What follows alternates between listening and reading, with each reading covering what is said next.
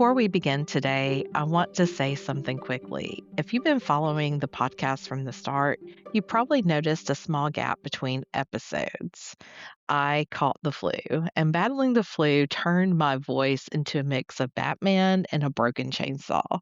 So I took a couple weeks off to save your ears and my microphone from further damage. So, thank you for being patient. And if this is your first episode, welcome. In the last few episodes, we've been traveling backward through time together. We started with how I ended up here in Sweden, then we stepped far back to when this land was still emerging from the Ice Age. We talked about the first people following reindeer north into newly thawed landscapes. We talked about ancient migrations that shaped the DNA of Northern Europe. And last time we stood beside a lake near Motala where archaeologists uncovered something unforgettable: human skulls mounted on wooden stakes 8,000 years ago. That was a Mesolithic world, a world of hunters, ritual, survival, and mystery. Today we move forward in time. And suddenly, the archaeological record becomes louder. Metal appears, trade expands, ships begin appearing everywhere, carved into rock, built in wood, and even recreated in stone as burial monuments. This is the Nordic Bronze Age. Around 1700 BC, something transformative happens in Scandinavia. Bronze begins appearing across southern Sweden and Denmark. Now, bronze might sound ordinary to us today, but in prehistory, it represented technological and social power.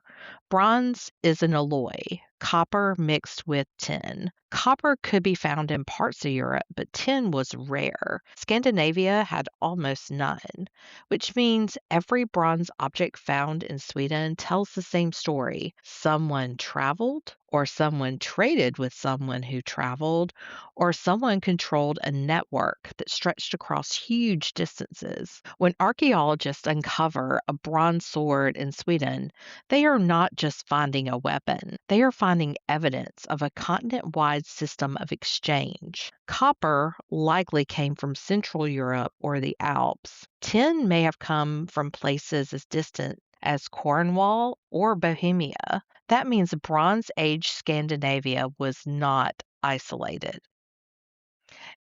It was plugged into the economic bloodstream of prehistoric Europe. Now, let's move into the Baltic Sea, specifically the island of Gotland. If you look at a map today, Gotland sits almost perfectly in the center of the Baltic. That geography mattered just as much 3,000 years ago. Gotland is a natural maritime stepping stone between Scandinavia and the eastern Baltic. Ships traveling between regions would naturally pass near it, and archaeology shows that people here understood the advantage very early. On the western coast of Gotland near Fröjel, archaeologists have uncovered evidence of long-term settlement and maritime activity stretching back into the Bronze Age. Excavations have revealed house foundations marked by post holes, hearths, and layers of occupational debris. Perhaps the most important discoveries are the traces of bronze casting, fragments of clay molds used to shape metal, crucible fragments where bronze was melted, drops and splashes of metal left behind during casting. These are not decorative leftovers. They are evidence of specialized craft production. Bronze casting required technical knowledge, it required access to raw materials, and it required social systems capable of organizing labor and exchange. In other words, this was not a random fishing village. It was a place connected to larger networks. Fröjel's location among the Baltic maritime routes would have allowed ships to move north toward the mainland Sweden, south toward the Danish islands, and east toward Baltic states. Imagine wooden boats gliding along this coastline, not Viking longships yet, but long, narrow vessels designed for coastal travel and trade. The Baltic Sea was already a corridor. Walk a little inland from the shore and you encounter something extraordinary: stone ships. At sites like Glenarve, large stones are arranged carefully in the outline of a ship. Some stretch over 40 meters long. The shape is unmistakable: a curved hull formed entirely of upright stones. These are burial monuments. The dead were placed inside or beneath these ship-shaped stone settings. Now think about that symbolism. Why shape a grave like a ship? In Bronze Age Scandinavia, ships represented more than transportation.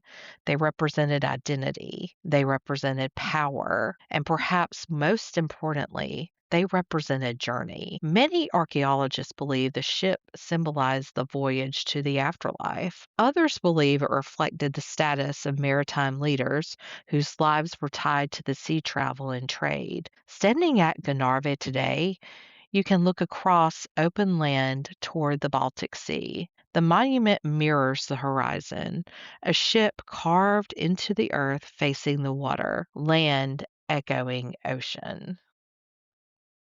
Now let's move west to the Swedish coast of Bohuslän. At Tanum, archaeologists have documented one of the richest concentrations of Bronze Age rock carvings in the world. Thousands of images are carved into smooth granite bedrock. These carvings are called petroglyphs. They were created by repeatedly striking the stone with harder tools, slowly pegging grooves into the surface. When freshly carved, these grooves were often filled with pigment, probably red ochre. Imagine these panels 3,000 years ago, bright red figures glowing in sunset. Ships dominate the imagery. Long vessels with upward curved ends. Inside them are rows of small vertical lines representing crew members. Some ships appear stacked or overlapped. Some appear to form fleets. Then you notice warriors, figures holding axes above their heads. You see circular shapes interpreted as sun symbols. You see scenes that look like plowing fields. You see ritual pairs and ceremonial processions. These carvings are not random, they are storytelling. They reveal a society concerned with maritime identity, solar cycles, agriculture, and ritual display. Some archaeologists believe these sites functioned as gathering places where communities came together for seasonal events, feasts, trade, ritual ceremonies, marriage alliances, and perhaps the carving of new images. Many panels sit close to what would have been Bronze Age shorelines, meaning sailors arrived by boat would have seen ships carved into the rock above them. Imagine that moment. You approach land and you see your vessel reflected in stone. It sends a message. We are maritime people. We belong to the sea. Now, imagine the geography of modern Swedish cities during this time. The land was still rising slowly due to post glacial rebound. That's a geological response to the weight of the Ice Age sheets disappearing. The region that would eventually become Stockholm was not a city. It was an archipelago of rocky islands emerging from the Baltic. Shallow waterways wound between ridges of granite and forest. Movement through this landscape would have been primarily by boat. Farther west, the region that would become Gothenburg consisted of river mouths and estuaries where fresh water met the North Sea. These were rich fishing grounds and natural travel routes along the Scandinavian coast. Helsingborg sits beside one of the narrowest passages between Sweden and Denmark. Even thousands of years ago, controlling that strait would have meant controlling movement between the Baltic Sea and the Kattegat. These were not cities yet, but they were strategic landscapes, and strategic landscapes create power. Burial mounds from the Bronze Age rise across southern Sweden.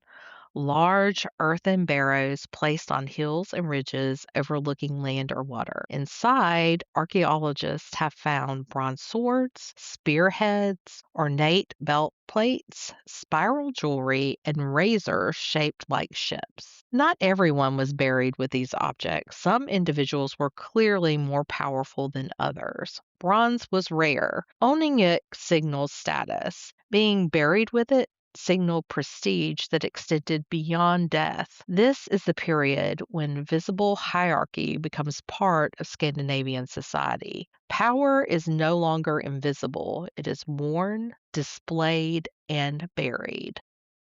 When we connect sites like Fröjel, Tanum, and the broader Bronze Age burial landscapes, a pattern emerges. This culture is maritime. The sea is not empty space, it is a central highway of life. Goods move across it, ideas move across it, beliefs move across it.